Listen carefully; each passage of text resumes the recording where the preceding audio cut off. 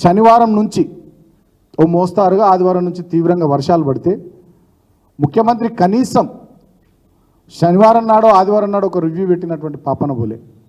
మేము ఎటువంటి ముఖ్యమంత్రి ఎక్కడున్నాడు ఈ ముఖ్యమంత్రి అని చెప్పి మేము తెలుసుకునే ప్రయత్నం చేస్తే మాకు తెలిసింది ఏంటంటే కుటుంబంతో సహా ఆదివారం నాడు సరిపోదా శనివారం అని సినిమా చూసిండట ముఖ్యమంత్రి ఆయన ఇంట్లో.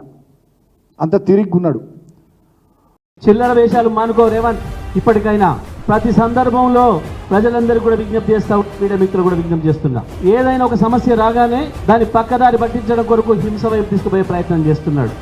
మొదటి రోజు సిద్దిపేటలో ఒక పథకం ప్రకారం పోలీసులు వెంట ఉండిపోయి 2-3 కాంగ్రెస్ రౌడీలను తీసుకుపోయి హరీష్ రావు గారికి ఆఫీసు మీద తెల్లవారి మళ్ళీ విషయంలో ఫెయిల్ అవుతున్న విషయం బయటకు వస్తుందని చెప్పి కొండారెడ్డిపల్లికి వెళ్ళిన విలేకరుల పైన దాడి చేయించింది. ఇవాళ స్వయంగా ఖమ్మం వస్తే ప్రజల్ని కలిసి వాళ్ళ బాధలు విని వాళ్ళకి ధైర్యం చెప్తుంటే స్వయంగా హరీష్ రావు గారు మేము 4 మాజీ మంత్రులం, శాసనసభ్యులం, ఎంపీలం, ఎమ్మెల్యేలం ఉన్న బృందం పైనే దాడి చేసే స్థితికి, హీనమైన స్థితికి దిగజారినమంటే అది నీ పిరికితనాన్ని తెలియజేస్తుంది తప్ప నువ్వేదో గొప్పోడి మునగాడు అనుకో. తుమ్మల నాగేశ్వరరావు గారు చాలా నీతులు చెప్తావు, స్పందించు. ఇవాళ జరిగిన రౌడీజం మీద నీ శిష్యుడేవాడు, రౌడీజం చేసేవాడు. ఈ రౌడీజంతో భయపెట్టిస్తావా ఖమ్మం ప్రజల్ని? దేనికి వచ్చింది మీకు ఏడుపు?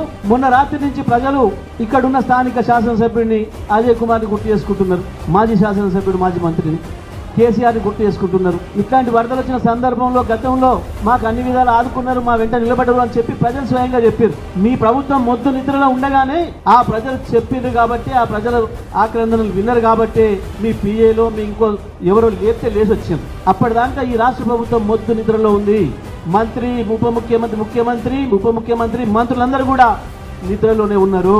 ప్రజల దాడి, ప్రజల మాటలు విన్న తర్వాతనే లేచి వచ్చిండ్రు.